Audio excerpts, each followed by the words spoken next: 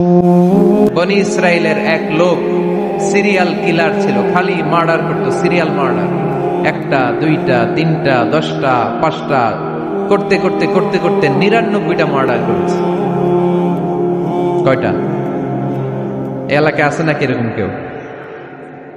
99টা murder. কল্পনা করা যায়? 99 জন মানুষকে সে নিজ হাতে হত্যা করেছে। 99 মার্ডার করার পরে তার মনে ভয় আসলো, হায়রে, না জানি আল্লাহ আমার সাথে কেমন আচরণ করে আখিরাতে। আমার তওবা আছে কিনা কপালে জানি না, আমার তো ক্ষমা নাই, কি করবো আমি? তো সে লোকজনদেরকে জিজ্ঞেস করলো, আমার ক্ষমা আছে কিনা, এটা কে বলতে পারবে? আমাকে আল্লাহ মাফ করবে কিনা? তারা সবাই বললো, এই এলাকায় এক আল্লাহর ওলি আছে, তার কাছে যাও। সে আল্লাহর ওলির কাছে যেয়ে বলে, ও আল্লাহর ওলি, আমি 99টা হত্যা করেছি, 99টা মার্ডার, আমার কপালে ক্ষমা আছে কিনা তুমি একটু বলো। আল্লাহর ওলি কই, কি বললা? 99টা মার্ডার? হায় হায়, সর্বনাশ, তোর কোনো ক্ষমা নাই। এবার যে মার্ডার করছো, কয় আমার যেহেতু ক্ষমা নাই, তোরে বাঁচায় রেখে লাভ কি, তোরেও দিলাম শেষ করে। এবার সেঞ্চুরি করে ফেলাইছে। কথা বুঝতেছেন? আমার যেহেতু ক্ষমা নাই, তো তোরে বাঁচায় রেখে কি লাভ, তোরেও শেষ করে দিলাম।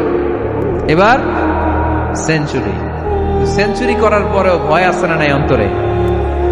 অন্তরে তো আল্লাহর ভয়, কই যাবে?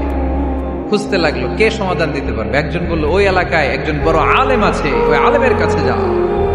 সে আলেমের কাছে যেয়ে বলে, আলেম, আমি 99টা হত্যা করেছি, এখন আমার বড্ড ভয় হয়, আল্লাহ আমারে মাফ করবে কিনা, তুমি একটু আমারে বলো। আলেম বলে, তোমার গুনাহ যত বড়ই হোক, আমার আল্লাহর দয়া তার চাইতেও বড়। তুমি কি পাপ করেছো, কি অন্যায় করেছো? তুমি জানো না আমার রব কত মেহেরবান, তিনি কত দয়ালু, তিনি ভালোবাসার আধার, তিনি করুণার আধার। তোমার পাপ অন্যায় যদি হয় খালের পানির সমান, বিলের পানির সমান, আমার আল্লাহর দয়া সাগরের পানির সমান। তোমার পাপ আর অন্যায় যদি হয় পাহাড়ের সমান, আমার আল্লাহর ভালোবাসার দয়া হচ্ছে আকাশের সমান। তুমি যদি তওবার মতো তওবা করতে পারো, ক্ষমার মতো ক্ষমা চাইতে পারো, চোখের পানি ছেড়ে, চোখের পানির বড় দাম, চোখের পানির মধ্যে বিশাল কারিশমা, এটা আল্লাহ খুব পছন্দ করে। 2 ফোঁটা পানি আল্লাহ পছন্দ করে। এক, জেহাদের ময়দানে শহীদের গা বেয়ে ঝরে পড়া রক্তের ফোঁটা। 2 হচ্ছে অনুতপ্ত বান্দার চোখের পানির ফোঁটা। বান্দা যখন অনুতপ্ত হয়ে চোখের পানি ছেড়ে কাঁদে, তার চোখের পানি চোখ বেয়ে, নাকের ডগা বেয়ে মাটিতে পড়ার আগেই ওই অনুতপ্ত বান্দার সব গুনাহ আল্লাহ মাফ করে দেয়। সে জিজ্ঞেস করলো, আমার ক্ষমা আছে কিনা? আলেম বলে, আছে, ক্ষমা আছে। তওবার মতো তওবা কর, তাওবাতান নাসুহা। তওবার মতো তওবা করলে আল্লাহ ঠিকই মাফ করবে। সে এতটাই অনুতপ্ত হলো, এতটাই, সে আল্লাহর কাছে ক্ষমা চাইতে শুরু করলো। আলেম পরামর্শ দিল, তুমি যে এলাকায় থাকো এলাকাটা ভালো না, এলাকাটা ছাড়ো, এখানে সব ডাকাতদের এলাকা, তুমি একটা ভালো এলাকায় যাও, ওখানে যে তওবা করে ভালো মানুষ হয়ে যাও। সে নিয়ত করে কাপড় চোপড় গুছিয়ে ভালো এলাকায় যাবে। ঘর থেকে বেরোয়ার সাথে সাথেই মালাকুল মাউত চলে আসছে, তার রুহু কবজ করে ফেলছে। এখন রুহু কে নিয়ে যাবে? ফাজাআত মালাইকাতুর রাহমা ওয়া মালাইকাতুল আযাব। রহমতের ফেরেশতারাও আসছে, আযাবের ফেরেশতারাও আসছে। রহমতের ফেরেশতারা বলে, না না, সে তওবার নিয়ত করেছে, যদিও তওবা করতে পারে নাই, যদিও ভালো এলাকায় যেতে পারে নাই, তওবার নিয়ত করেছে, অনুতপ্ত হয়েছে, ক্ষমা চাওয়ার চিন্তা করেছে, আমরা তার রূহ নিয়ে ইল্লিনে রেখে দেব। আযাবের ফেরেশতারা বলে, না না, 99টা হত্যা করার পরে আরো একটা হত্যা করে সেঞ্চুরি করেছে, এখনো তো ভালোভাবে তওবা করতে পারে নাই, তার রূহটা নিয়ে আমরা সিজ্জিনের ভেতরে ঢুকায় দেব। 2 দল ফেরেশতার মারামারি, এ বলে আমরা নিব, এ বলে আমরা নিব। ঝগড়া আছে না নাই? আল্লাহ বললেন, রাখো রাখো, ঝগড়ার দরকার নেই। এক কাজ করো, যেখানে মারা গিয়েছে ওইখান থেকে ফিতা দিয়ে মাপতে শুরু করো। ভালো এলাকাটা যদি কাছে হয় জান্নাতের ফেরেশতারা নেবে, খারাপ এলাকা যদি কাছে হয় জাহান্নামের ফেরেশতারা নেবে। খারাপ এলাকা তো একেবারেই কাছে, ঘর থেকে বেরোয়ার সাথে সাথে মৃত্যু হয়েছে। আর ভালো এলাকা তো অনেক দূর। আল্লাহ জামিনটারে আদেশ দিলেন, জামিন, এই অনুতপ্ত বান্দার জন্য তুই ভালো এলাকাটা কাছে চলে আয়। ভালো এলাকাটার জামিনটা তুই সংকুচিত হয়ে যা। যদিও ঘর থেকে বের হয়েছে একেবারে কাছে, খারাপ এলাকা হাজার হাজার মাইল দূরে চলে যা। ফিতা দিয়ে মাপ দিয়ে দেখে সর্বনাশ, ভালো এলাকাটা তো একেবারেই কাছে, খারাপ এলাকাটা অনেক দূরে। আল্লাহর ফয়সালা অনুযায়ী রহমতের ফেরেশতারা তার রূহকে নিয়ে জান্নাতের ভেতরে ঢুকিয়ে দিয়েছে। 99টা হত্যা করার পরে আরো একটা হত্যা করে সেঞ্চুরি, 100টা খুন করছে। আপনি কয়টা করছেন? আমি কয়টা করছি? তো 100টা খুন করে যদি ও মাফ পেতে পারে আমার আল্লাহর কাছ থেকে, আমরা কি ক্ষমা পেতে পারি না? ওর পাপের কাছে আমাদের পাপ কি? কয় ওয়াক্ত নামাজ ছাড়ছেন আপনি? কয়টা মিথ্যা কথা বলছেন? কতবার ঘুষ খাইছেন? কত টাকা সুদে লাগাইছেন? কত অন্যায় করছেন? কত জুলুম করেছেন? মনে রাখবেন, আপনার পাপ, আপনার অন্যায়, আপনার জুলুম যত বড় হোক না কেন, আমার আল্লাহর দয়া তার চাইতেও বড়। এজন্য আল্লাহ নিজের পরিচয় দিয়ে বললেন, আর রহমান আল্লামাল কুরআন খালাকাল ইনসান আল্লামাহুল বায়ান। আমি রহমান, আমি দয়ার সাগর। আমি কি? আল্লাহ তুমি দয়ার সাগর, রহমানুর রহিম।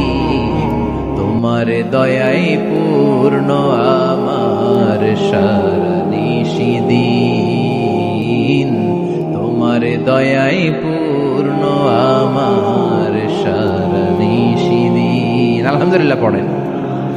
তাহলে বুঝতে পারলাম আমার আল্লাহর দয়ার কোনো শেষ আছে? চিল্লায় বলতে হবে, আছে। কয়শো টুকরা? সবাই শুনতেছেন? কষ্ট হচ্ছে তো উত্তর দিচ্ছেন না যে? কত টুকরা করলেন? 100 টুকরা করে 99 টুকরা দয়া ভালোবাসা আল্লাহ তাআলা নিজের কাছে রেখে দিলেন, আর 1 টুকরা দয়া আর ভালোবাসা আল্লাহ তাআলা গোটা বিশ্বের সবার মাঝে ভাগ করে দিলেন। আমরা সবাই মিলে পাইছি কয় টুকরা ভালোবাসা? উনি রেখে দিয়েছেন কয় টুকরা? ওই 1 টুকরার কিছু অংশ আমিও তো পাইছি, তাই না? আপনি পেয়েছেন, আমরা সবাই পেয়েছি, গোটা বিশ্বের সবাই, আদম আলাইহিস সালাম থেকে শুরু করে কিয়ামত পর্যন্ত যারা আসবে, এসেছিল এবং এখন আছে, সবাই মিলে কয় টুকরা? ওনার কাছে কয় টুকরা? কিন্তু এই 1 টুকরা যে আমরা সবাই ভাগে চোখে পাইলাম, আমাদের ভালোবাসার নমুনা দেখছেন? একজন আর একজনের ভালোবেসে বলে আত্মহত্যা করে ফেলে, আছে না নাই? আছে না? সালমান শাহ মারা গেছে, এই দেশের কয়েকটা মেয়ে গলায় রশি দিয়ে আত্মহত্যা করছে, শুনছেন? অমুক সেলিব্রিটির কি হয়েছে, ছাদ থেকে লাফ দিয়ে পরে মাথা ফাটায় ফেলছে। ভালোবাসা আছে না নাই? যারে ভালোবাসে তার নাম আবার ছেলেরা হাতের মধ্যে কেটে কেটে লেখে। শরীয়তপুরে এগুলো নাই, আলহামদুলিল্লাহ। হ্যাঁ, প্লাস দিয়ে লেখে, প্লাস। ধরেন আব্দুল্লাহ প্লাস শামিমা, তো এ প্লাস এস, রক্ত দিয়ে লেখে, রক্ত। আমি অবাক হই, নিডেল, সুই দিয়ে কেটে কেটে লেখে আব্দুল্লাহর এ প্লাস শামিমার এস। কি ভালোবাসা! 1 ভাগ ভালোবাসার ছিটে ফোটা সবাই মিলে পাইছে। এইটা ঠেলা যদি এরকম হয়, তাহলে যিনি 99 ভাগ ভালোবাসা রেখে দিয়েছে তার ভালোবাসা বেশি না কম? দেখেন, ছোট্ট বাচ্চাটা রাতে খেতে চায় না, মা যদি বলে খাও, বলে না, খাবো না। আব্বু অফিস থেকে আসুক, আব্বুর কোলে বসে বসে আব্বু আর আমি একসাথে খাবো। এই ছোট্ট বাচ্চাটা কিছু বোঝে না, কিন্তু তারপরও তার বাবার জন্য ভালোবাসা তার হৃদয়ে ঢুকাই দিছে কে? আপনাদের এলাকায় মুরগি পালেন না আপনারা? মুরগি যখন বাচ্চা নিয়ে হাঁটে, দেখবেন মুরগি ছানা ধরা যায় না। ধরতে গেলে মা মুরগিটা কি করে? কামড় দিতে আসে। এই ছোট্ট বাচ্চাগুলোর জন্য মা মুরগিটার হৃদয়ের ভিতরে ভালোবাসা ঢুকাই দিল কে? আমি পত্রিকাতে এমনও দেখেছি, বন্যায় এক মা পানি খেতে খেতে মরে গিয়েছে, কিন্তু শিশুটাকে একটা বালতির মধ্যে চাপিয়ে মাথায় তুলে ধরে রেখেছে। মা পানি খেতে খেতে নিজের জীবনকে বিলিয়ে দিয়েছে, কিন্তু বাচ্চাটা মরে নাই। বাচ্চার জন্য কি ভালোবাসা! এই ছোট্ট বাচ্চার জন্য মায়ের হৃদয়ে জান স্যাক্রিফাইসের মতো এই ভালোবাসা ঢুকাই দিল কে? আমাদের প্রতিদিনই ভালোবাসা, সকালে ভালোবাসা, বিকালে ভালোবাসা, সন্ধ্যায় ভালোবাসা, শীতকালে ভালোবাসা, গ্রীষ্মকালে ভালোবাসা। আমাদের ইসলামে শুধু ভালোবাসাবাসী, ঠিক কিনা? রাসূল আমার ভালোবাসা, রাসূল আমার আলো আশা, রাসূল আমার প্রেম বিরহের মূল আলোচনা, রাসূল আমার কাজে কর্মের অনুপ্রেরণা। চিল্লায় পড়েন আল্লাহু আকবার। আমাদের ভালোবাসার কোনো কমতি আছে? 24 ঘন্টা আমাদের ভালোবাসা আছে না নাই? 365 দিন আমাদের ভালোবাসা আছে না নাই? এই জন্য আলাদা করে আমাদের কোনো দিন লাগে না, বিশ্ব ভালোবাসা দিবস দরকার হয় না। যারা মাকে দেখতে পারে না, বাবারে দেখতে পারে না, এরা একদিনের জন্য মা বাবাকে উইশ করতে যায়, আর নাম দিছে বিশ্ব মা দিবস, বিশ্ব বাবা দিবস। কিছুদিন আগে দেখলাম বিশ্ব ডিম দিবস। কি দিবস? আমি কি মিথ্যা বললাম? ছিল একটা বিশ্ব ডিম দিবস। কিছুদিন পরে বানাবে বিশ্ব বাঁশ দিবস, যে যারে বাঁশ দিতে পারে। এরপর একটা বানাইছে শুনলাম বিশ্ব চিন্তা দিবস। তো এটা কি দিবস? কয় এদিন আমরা সবাই মিলে চিন্তা করি যে আসলে আমাদের কি চিন্তা করা দরকার, আছে না নাই? তো এই যে ওরা বিশ্ব মা দিবস, international mother day, international father day, মা দিবস বাবা দিবস বছরে একবার ওল্ড হোমে রেখে আসে, বৃদ্ধাশ্রমে। যেহেতু সারা বছর বৃদ্ধাশ্রমে, বছরে একদিনও যদি মারে স্মরণ না করি কেমন হয়? তো একদিন ওই মা দিবসে মারে একটা কার্ড দিয়ে উইশ করে আসে, কিছু টাকা দিয়ে আসে। ওদের তো মা বাবার প্রতি দয়া নাই, শ্রদ্ধা নাই, ভালোবাসা নাই। এজন্য ঘটা করে ওদের দিবস পালন করা লাগে। আমাদের 24 ঘন্টা 365 দিনই ভালোবাসা, তাই এই দিবস ফিবসের আমাদের দরকার নাই। চিল্লায় বলেন ঠিক কিনা? জন্মের পর থেকেই তো আমাদের ভালোবাসা, মৃত্যু পর্যন্ত ভালোবাসা, আমৃত্যু ভালোবাসা। এই জন্য বিশ্ব ভালোবাসা দিবস, এটা ইসলাম কখনো সাপোর্ট করে না। ভালোবাসার কেন্দ্রবিন্দু একজন, চিল্লায় বলতে হবে তিনি কে? 100 টুকরা করে আমাদেরকে দিয়েছেন কয় টুকরা? উনি রেখেছেন কয় টুকরা? দেখেন, এক টুকরা ঠেলায় বিশ্ব ভালোবাসা দিবস আমরা পালন করি। ভালোবাসার গান, ভালোবাসার নাটক, ভালোবাসার ফিল্ম, ভালোবাসার কবিতা, অভাব নাই। কত ভালোবাসার স্টোরি আপনারা জানেন, এত ভালোবাসা। কিন্তু সবাই মিলে ভালোবাসার এক অংশ আমরা ভাগে যোগে পেয়েছি। এক অংশের নমুনা যদি এমন হয়, 99 টুকরা ভালোবাসা যিনি রেখে দিয়েছেন নিজের মধ্যে, তার ভালোবাসা বেশি না কম? চিল্লায় বলেন বেশি না কম? এজন্য আমরা আল্লাহর ভালোবাসার ভিখারি, আমরা আল্লাহ তাআলার রহমতের ভিখারি। আল্লাহর রহমত ছাড়া কেউ কোনোদিন জান্নাতে যেতে পারবে? কোনোদিন নিজের আমল নিয়ে বড়াই করবেন না। আপনার কি ভাবেন যে আপনার আমল দিয়ে আপনি জান্নাতে যাবেন? শরীয়তপুরের আজকের এই প্যান্ডেলে যারা বসে আছেন, কার এরকম ভরসা আছে যে হুজুর আমি এত আমল করেছি, আমার আমলের বদৌলতে আমি জান্নাতে ঢুকবো? কে কে আছেন দেখি? আল্লাহর ওলি আছে? এরকম কোন আল্লাহর ওলি? হ্যাঁ, আছে? নাই। আল্লাহর হাবিব বললেন, আল্লাহর রহমত ছাড়া, ভালোবাসা ছাড়া কেউ কোনোদিন জান্নাতে ঢুকতে পারবে? আম্মা জান আয়েশা বললেন, ইয়া রাসূলুল্লাহ আপনিও না? আল্লাহর হাবিব বললেন, না আমিও না, তবে আল্লাহর রহমত আর দয়া সেদিন আমাকে ঘিরে রাখবে। মান নুকিশা উযিবা, যার হিসাব আল্লাহ সেদিন চাইবেন সে ধরা খেয়ে যাবে। সব সময় আল্লাহর কাছে এই দোয়াটা যেন আমরা করি, আল্লাহ কিয়ামতের দিন তুমি আমার হিসাব নিও না, আল্লাহ তুমি আমার বিচার বসিও না, আল্লাহ তুমি দয়া করে আমারে মাফ করে দিও। আল্লাহ যার বিচার করবেন ও জাহান্নামে যাবে, আর যার বিচার করবেন না সে জান্নাতে যাবে। আল্লাহ যদি বিচার করে আর পাই টু পাই হিসাব নেয়, নামাজ পড়লি না কেন, রোজা রাখলি না কেন, মিথ্যা বললি কেন, খাদ্যে ভেজাল দিলি কেন, মাছে ফরমালিন দিলি কেন, যৌতুক খাইলি কেন, ঘুষ খাইলি কেন, উল্টাপাল্টা করলি কেন, জিনা করলি কেন, একটার পর একটা প্রশ্ন বানে যদি সেই ভয়ঙ্কর দিনে আল্লাহ আমাদেরকে জর্জরিত করে, আমাদের কোনো উত্তর আছে? সেদিন আমাদের বাঁচার কোনো উপায় আছে? তাই আমরা সবাই আল্লাহর কাছে দোয়া করবো, আল্লাহ কোনো বিচার টিচার মানি না, কোনো বিচার করতে পারবো না, দয়া করবা। কথা কয় না? কি করবে? এবার আওয়াজ করে বলেন, বিচার চান না দয়া চান? রোজ হাসরে হে আল্লাহ আমার করোনা বিচার, করোনা বিচার, পড়েন আমিন। রোজ হাসরে হে আল্লাহ আমার করোনা বিচার, আল্লাহ করোনা বিচার। বিচার চাহি না তব দয়া চাহে এ গুনাহগার, আল্লাহ করোনা বিচার। পড়ে না আমিন। তিনি যদি দয়া করেন তবেই আমরা জান্নাতে যেতে পারবো, ঠিক কিনা? এজন্য আল্লাহ বললেন আর রহমানু আল্লামাল কুরআন খালাকাল ইনসান আল্লামাহুল বায়ান। আমি হলাম রহমান। কাফেররা বলে রহমানকে জানি না, রহমানকে চিনি না। আল্লাহ বলে রহমানকে চিনে না, আমার নাম রহমান, আমি দয়ালু, আমি মেহেরবান। ঠিক কিনা? এজন্য প্রতিদিন সূরা ফাতিহায় দ্বিতীয় আয়াতটা আমরা কি পড়ি? আর রহমান আর রাহিম। ঠিক কিনা? তিনি দয়ার সাগর, তিনি মায়ার সাগর। আমরা বললাম আল্লাহ ঠিক আছে, আমরা বুঝেছি আপনি দয়ার সাগর, আর আপনি কি করেন?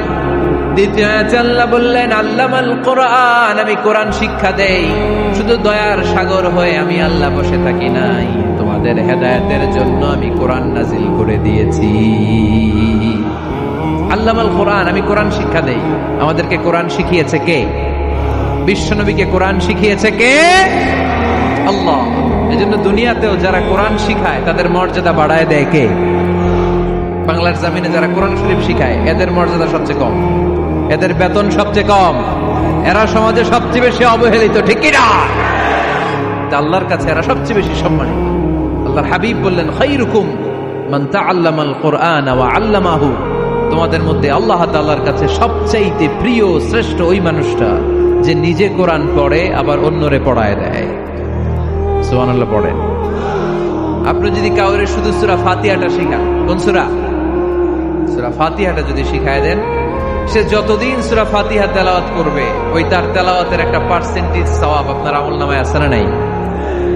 সে যদি আবার আরেকজনের শিখায়, ওই লোক যদি আবার আরেকজনের শিখায় দেয়, এরকম যতজনকে তারা শিখাবে প্রত্যেকের তেলাওয়াতের একটা পার্সেন্টেজ সওয়াব আপনার আমলনামায় ঢুকায় দিবে কে? এজন্য কোরআন নিজেও শিখবো, অন্যকেও শেখাবো। রাজি আছেন তো? আপনাদের এখানে মসজিদে কোরআন শিক্ষার আসর আছে নাকি?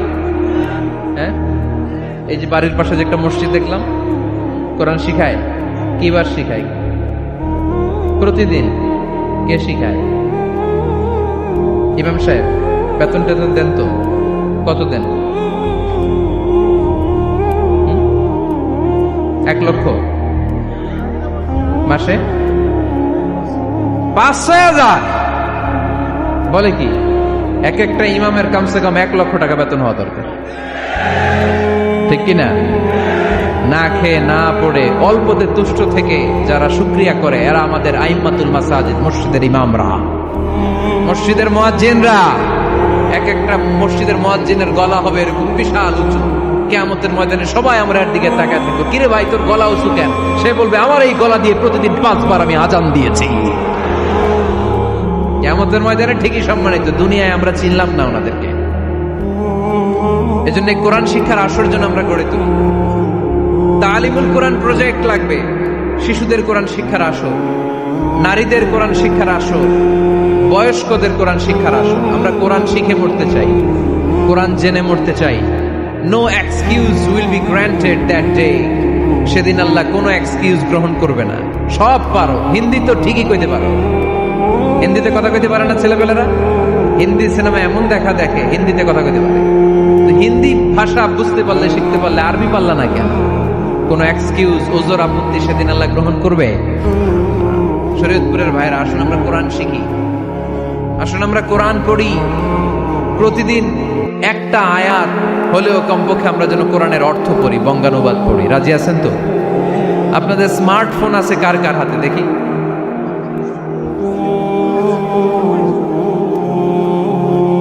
আপনারা কি অ্যানালগ? স্মার্ট আপনি? মাশাআল্লাহ। তোমরাও কি স্মার্ট? হ্যাঁ, ঠিক আছে, হাত নামাও, হাত নামান সবাই।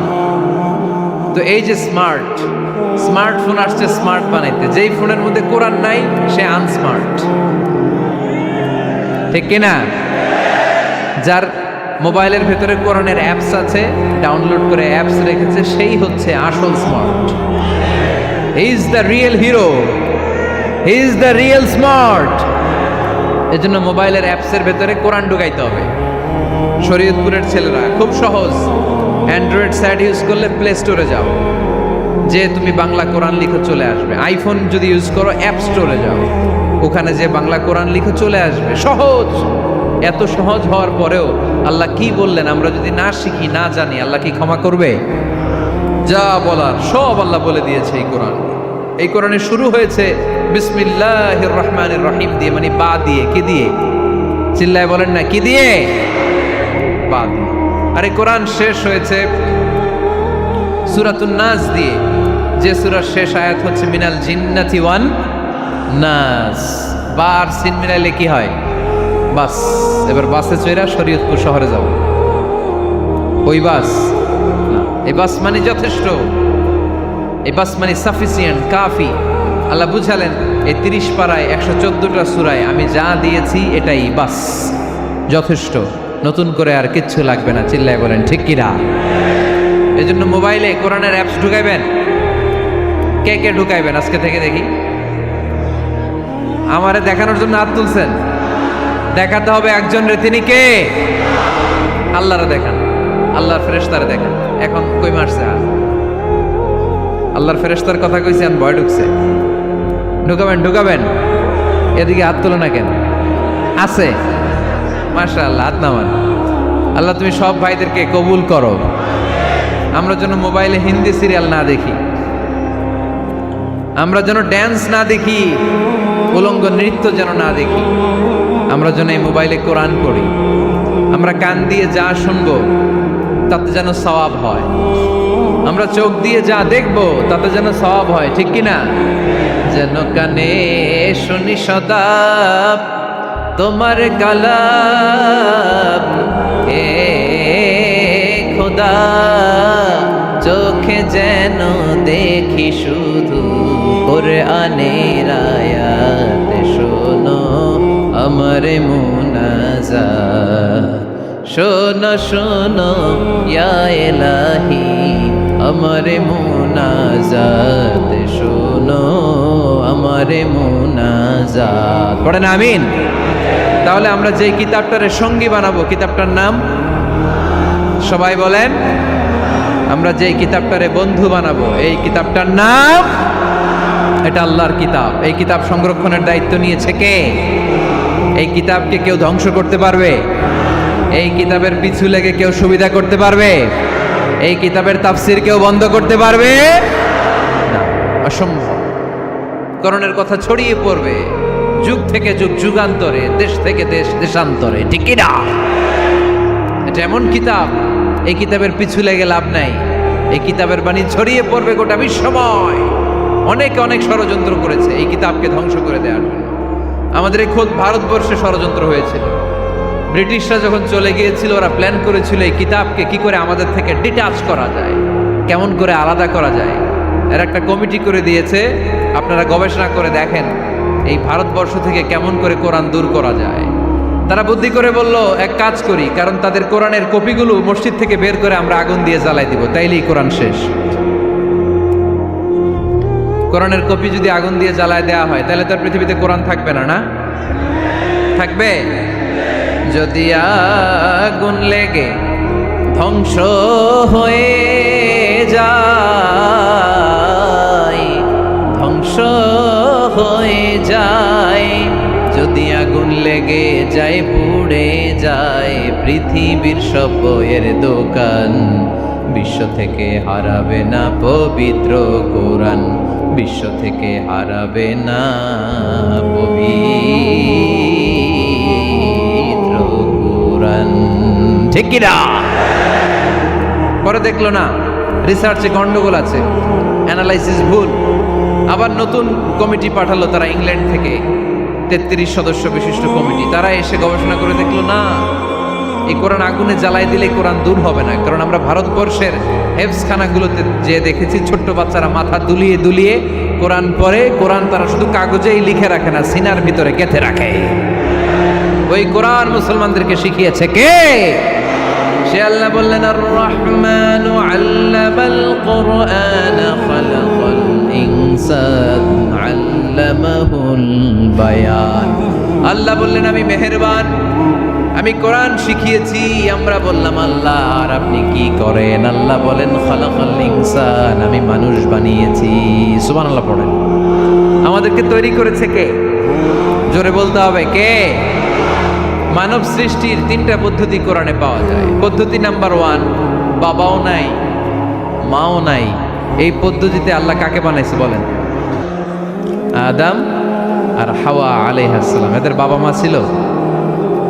2 নম্বর পদ্ধতি হচ্ছে মা আছে কিন্তু বাবা নাই, এই পদ্ধতিতে আল্লাহ কাকে বানালেন? কি নাম? ঈসা আলাইহিস সালাম। 3 নম্বর পদ্ধতি হচ্ছে মাও আছে বাবাও আছে, এই পদ্ধতিতে আল্লাহ কাদেরকে বানিয়েছেন? আমাদেরকে বানিয়েছেন। তাহলে পদ্ধতি কয়টা? 3টা। আদম আলাইহিস সালামকে বানানোর পদ্ধতিও 3টা। প্রথমে আল্লাহ তিন লাজিম এঁটেল মাটি নিলেন, তারপর নিলেন হামাইম মাসনুন কাদামাটি, তারপরে এটারে বানালেন ঠনঠনে শুকনো মাটি। সাইয়েদনা আদম আলাইহিস সালামের অবয়ব তৈরি করলেন 60 হাত লম্বা করে। সাইয়েদনা আদম আলাইহিস সালামকে যখন আল্লাহ বানিয়েছেন কয় হাত লম্বা? সহিহ বুখারীর বর্ণনা, লাম্মা খালাকাল্লাহু আদামা ওয়া কানা তুলুহু 60 যিরাআন। আল্লাহ তাআলা যখন আদম আলাইহিস সালামকে বানালেন 60 হাত বা 60 গজ লম্বা করে বানালেন। আপনারাও যারা জান্নাতে যাবেন 60 হাত লম্বা হয়ে জান্নাতে ঢুকবেন। কয় হাত লম্বা? সুবহানাল্লাহ পড়বেন না? আদম আলাইহিস সালামকে বানালেন। আবার মায়ের পেটে যে আমরা বড় হলাম, এখানেও আমাদের 3টা ক্যাটাগরি, 3টা ধাপে তিনি আমাদেরকে বানালেন। মায়ের পেটে 9 মাস কি করছিলেন মনে আছে আপনাদের? শরীয়তপুরের ভাইরা মনে নেই কেন? হ্যাঁ, আমাদের কারোরই মনে নাই, ঠিক কিনা? এই 6 মাস 8 মাস কই যে ছিলাম, কোথায় ছিলাম আমরা মনে করতে পারি না। স্মৃতির পাতা হাতড়িয়ে যত পিছনে যায় আর বলতে থাকি। মনে আছে ছোটবেলার কথা? মনে নাই। আমরা সবাই কিন্তু এত বড় ছিলাম না ভাই, ছোট্ট ছিলাম, ছোট্ট। মায়ের জরায়ুর দেয়ালের মধ্যে লেপ্টে ছিলাম। নুতফা, আলাকা, মুদগা, sperm drop, blood clot and the little flash.